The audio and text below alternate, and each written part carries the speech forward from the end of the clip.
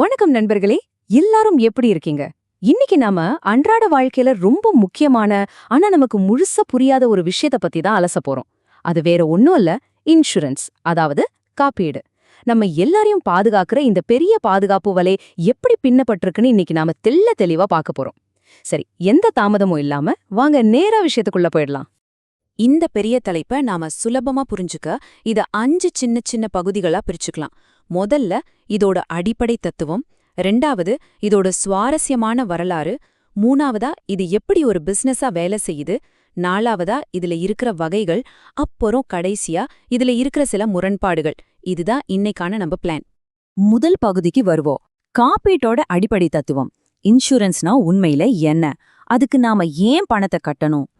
ரொம்ப சிம்பிளா சொல்லணும்னா, நமக்கு நடக்க போற ஒரு பெரிய இழப்ப தவிர்க்கிறதுக்காக ஒரு சின்ன தொகைய, அதாவது பிரீமியத்தை நம்ம இன்னொருத்தர்கிட்ட கொடுத்து நம்மளோட ரிஸ்க அவங்க கிட்ட மாத்தி விடுறது தான் இன்சூரன்ஸ். இதுல நாம தான் காப்பீடு செய்றவங்க, அந்த ரிஸ்கை ஏத்துக்கிறவங்க தான் இன்சூரன்ஸ் கம்பெனிகள். இது உண்மையிலே ஒரு அருமையான ரிஸ்க் மேனேஜ்மெண்ட் ஐடியான்னு சொல்லலாம்.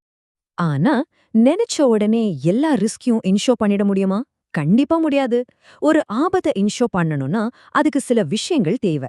அந்த இழப்பு எதிர்பாராத ஒரு விபத்தா இருக்கணும், அத பணத்தால அளக்க முடியும், அப்புறம் நாம கட்டுற பிரீமியம் நம்ம பட்ஜெட்டுக்குள்ள இருக்கணும். இதுல இந்த கம்பெனிகள் லா ஆஃப் லார்ஜ் நம்பர்ஸ் அப்படிங்கிற விதியை பயன்படுத்துறாங்க. அதாவது லட்சக்கணக்கான மக்கள் கிட்ட இருந்து சின்ன சின்ன பிரீமியமா வாங்கி யாருக்கு பெரிய இழப்பு நடக்குதோ அவங்களுக்கு அந்த பணத்தை இழப்பீடா கொடுக்கறாங்க. இதுல ஒரு முக்கியமான வார்த்தை இருக்கு, இண்டெம்னிட்டி, அதாவது முழுமைப்படுத்துதல். அப்படின்னா என்ன? ஒரு இழப்பு நடக்கும்போது உங்கள திரும்பவும் பழைய நிலைமைக்கே கொண்டு வரதுதான் இது. ஒரு சின்ன உதாரணம் சொல்றேன் கேளுங்க. உங்க வீட்டுக்கு வர ஒரு கெஸ்ட் உங்க வீட்ல ஈரம் இருக்கிற தரையில வழுக்கி விழுந்து அடிபட்டு உங்ககிட்ட நஷ்டஈடு கேட்கலாருன்னு வச்சுப்போம். நீங்க இன்சூரன்ஸ் பண்ணியிருந்தீங்கன்னா அந்த கம்பெனியே உங்களுக்கான செலவை ஏத்துக்கும். உங்க பாக்கெட்ல இருந்து ₹1 கூட போகாது. எவ்வளவு ரிலீஃபா இருக்குல்ல? சரி, இப்போ 2வது பகுதிக்கு போவோம். இன்சூரன்ஸ் வரலாறு. இது ஏதோ நேத்து இன்னைக்கு வந்த புது ட்ரெண்ட்லாம் கிடையாது. மனுஷன் எப்போ வியாபாரம் பண்ண ஆரம்பிச்சானோ அப்போவே ரிஸ்க ஷேர் பண்ற இந்த ஐடியாவும் பிறந்துடுச்சு. வரலாற்றை கொஞ்சம் திருப்பி பார்த்தோம்னா, பழங்கால பாபிலோனியர்கள் கப்பல் வியாபாரத்துல ஏற்பட்ட ஆபத்துகளை தங்களுக்குள்ள பகிர்ந்துகிட்டாங்க. இது ஹம்முராபி சர்க்கத்திலேயே இருக்கு. பண்டைய பெர்சியாவுல ராஜாக்களுக்கு பரிசு கொடுக்கறவங்க கஷ்டப்படும்போது அரசாங்கமே அவங்களுக்கு உதவி பண்ணுச்சு. அப்புறம் ரோமானியர்கள் இறுதிச் சடங்கு செலவுகளை ஒன்னா சேர்ந்து பகிர்ந்துகிட்டாங்க. 14ஆம் நூற்றாண்டுல ஜெனோவாவில தான் மாடர்ன் இன்சூரன்ஸ் கான்ட்ராக்ட்ஸ் உருவாச்சு. அதுக்கப்புறம் 1680கள்ல லண்டன்ல எட்வர்ட் லாய்ட் ஆரம்பிச்ச ஒரு சின்ன காஃபி ஷாப் தான் பின்னாடி கப்பல் காப்பீட்டுக்கான பெரிய சந்தையா மாறுச்சு. ஆச்சரியமா இருக்குல்ல? ஆனா மாடர்ன் இன்சூரன்ஸ்க்கு ஒரு மிகப்பெரிய டேர்னிங் பாயிண்ட் அது தெரியுமா? 1666ல லண்டன்ல நடந்த அந்த பெரிய தீ விபத்து தான். சுமார் 13,200 வீடுகள் அந்த ஒரே தீயில எரிஞ்சு நாசமாச்சு. இந்த ஒரு பேரழிவுக்கு அப்புறம் தான் 1680ல நிக்கோலஸ் பார்பூன் அப்படிங்கிறவரு கட்டடங்களுக்கான முதல் தீ காப்பீட்டு அலுவலகத்தையே திறக்கிறாரு. ஒரு பெரிய அழிவு எப்படி ஒரு புது பிசினஸையே உருவாக்குச்சு பாத்தீங்களா? அமெரிக்காவை எடுத்துக்கிட்டீங்கன்னா, பெஞ்சமின் பிராங்க்லின் 1752ல இன்சூரன்ஸை ரொம்பவே பிரபலமாக்குனாரு. அவரு வெறும் பணத்தை மட்டும் கொடுக்கல, ஆபத்தை எப்படி குறைக்கிறதுன்னு யோசிச்சாரு. மரத்தால கட்டின வீடுகள் ஈஸியா தீப்பிடிக்கும்னு சொல்லி அந்த வீடுகளுக்கு இன்சூரன்ஸ் கொடுக்கவே மாட்டேன்னு அவரோட கம்பெனி சொல்லிருச்சு. ரிஸ்க முன்னாடியே கணிச்சு தடுக்கிற அந்த முறை அங்கிருந்து தான் ஆரம்பிச்சுது. இப்ப நாம 3வது பகுதிக்கு வந்தாச்சு, பிசினஸ் மாடல். நாம மாசம் மாசம் கட்டுற இந்த சின்ன தொகையை வச்சு இந்த கம்பெனிகள் எப்படி இவ்ளோ பெரிய பிசினஸ் பண்றாங்க? வாங்க அதோட சீக்கிரட்டை தெரிஞ்சுக்கலாம். அவங்களோட லாப கணக்கு எப்படி வேலை செய்யுதுன்னு பாப்போம். மொத்த வருமானத்திலிருந்து செலவுகளை கழிச்சா லாபம். நம்மள முக்காவாசி பேர் என்ன நினைக்கிறோம்னா, நாம கட்டுற பிரீமியம் தான் அவங்களுக்கு லாபம்னு. ஆனா அங்கதான் ஒரு பெரிய ட்விஸ்ட் இருக்கு. அவங்க லாபம் சம்பாதிக்க இன்னொரு பெரிய ரகசிய வழியும் வச்சிருக்காங்க. உண்மையில காப்பீட்டு நிறுவனங்கள் 2 வழிகள்ல சம்பாதிக்கிறாங்க. ஒன்னு அண்டர் ரைட்டிங், அதாவது சரியான ரிஸ்க தேர்ந்தெடுத்து அதுக்கேத்த மாதிரி பிரீமியத்தை ஃபிக்ஸ் பண்றது. 2வது, இதுதான் ரொம்ப ரொம்ப முக்கியம், முதலீட்டு வரவு, அதாவது இன்வெஸ்ட்மெண்ட் ஃப்ளோட். மக்கள் கட்டின பிரீமியம் பணத்தை யாராவது கிளைம் பண்ற வரைக்கும் சும்மா வச்சிருக்க மாட்டாங்க. அதை ஷேர் மார்க்கெட்லயோ பாண்ட்ஸ்லயோ போட்டு பெரிய அளவுல லாபம் பார்ப்பாங்க. இங்கதான் அந்த உண்மையான ஃபினான்ஷியல் மேஜிக்கே நடக்குது. இதோட பிரம்மாண்டத்தை நீங்க புரிஞ்சுக்க ஒரு சின்ன டேட்டா சொல்றேன். பிரிட்டன்ல இருக்கிற இன்சூரன்ஸ் கம்பெனிகள் லண்டன் பங்குச்சந்தையில சுமார் 20% முதலீட்டை வச்சிருக்காங்க. யோசிச்சு பாருங்க, இது எவ்ளோ பெரிய நம்பர், எவ்ளோ பெரிய முதலீட்டு சக்தி இதுன்னு உங்களால கற்பனை பண்ண முடியுதா? சரி, இப்போ ஒரு விபத்து நடந்துருச்சு.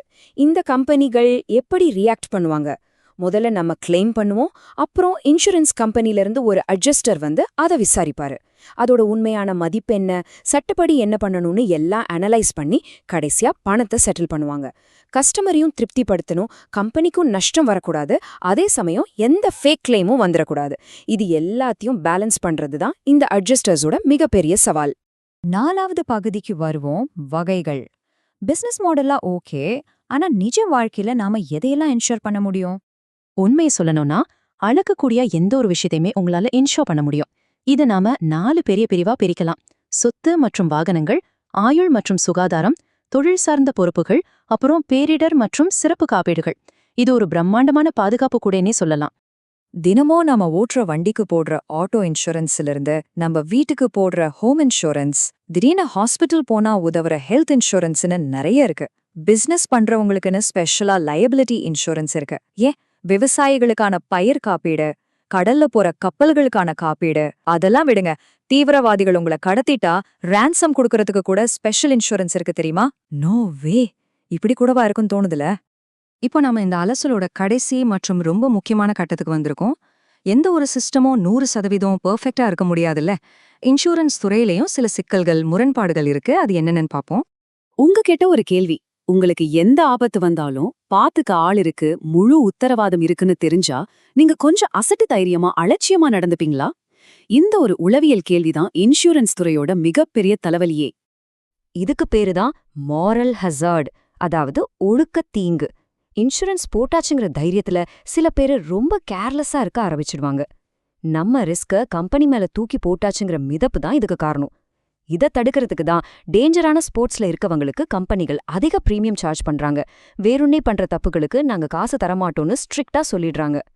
அடுத்த மிகப்பெரிய பிரச்சனை என்னன்னா, இதோட சிக்கலான வார்த்தைகள். இன்சூரன்ஸ் பாலிசி டாக்குமெண்ட்ஸை படிச்சு பார்த்தா சாமானிய மக்களுக்கு ஒண்ணுமே புரியாது. எந்த விஷயத்துக்கு கிளைம் கிடைக்கும், எதுக்கு கிடைக்காதுன்னு கண்டுபிடிக்கிறது ஒரு பெரிய பசில் மாதிரி இருக்கும். சில நேரங்கள்ல இந்த டாக்குமெண்ட்ஸை புரிஞ்சுக்க நீதிபதிகளே ரொம்ப கஷ்டப்படுறாங்கன்னு தகவல் சொல்லுது. இதனாலேயே நிறைய பேரு தப்பான பாலிசியை வாங்கிடுறாங்க. இன்னொரு முக்கியமான பிரச்சனை ஏஜென்ட்கள் அல்லது புரோக்கர்கள் சம்பந்தப்பட்டது. அவங்க நம்ம பக்கம் இருந்து செயல்படுறாங்கன்னு நாம நினைப்போம். ஆனா கம்பெனிகள் அவங்களுக்கு கமிஷன் கொடுக்கறாங்க. இதனால கஸ்டமருக்கு எந்த பாலிசி தேவையோ அதை கொடுக்கறதா, இல்ல தனக்கு நிறைய கமிஷன் கிடைக்கிற விலை உயர்ந்த தேவையில்லாத பாலிசியை தள்ளி விடுறதான அவங்களுக்குள்ள ஒரு முரண்பாடு வருது. இத புரிஞ்சுக்கிட்டு உஷாரா செயல்பட வேண்டியது நம்மளோட பொறுப்பு. சரி நண்பர்களே, இன்சூரன்ஸ் அப்படிங்கிற இந்த பாதுகாப்பு வலை எப்படி பின்னப்பட்டிருக்கு, அது எப்படி வேலை செய்யுது, அதுக்கு பின்னாடி இருக்கிற பிசினஸ் சீக்ரெட்ஸ் என்ன, இதுல இருக்கிற சிக்கல்கள் என்னன்னு தெளிவா பார்த்துட்டோம். இப்போ சொல்லுங்க, உங்க வாழ்க்கையில இருக்கிற ரிஸ்க்குகளையும் அதுக்கான ஃபினான்ஷியல் பாதுகாப்பையும் இனிமே நீங்க எப்படி உஷாரா மதிப்பீடு செய்ய போறீங்க யோசிச்சு பாருங்க. இதே மாதிரி இன்னொரு சுவாரஸ்யமான தலைப்போட உங்களை சந்திக்கிறேன். நன்றி, வணக்கம்.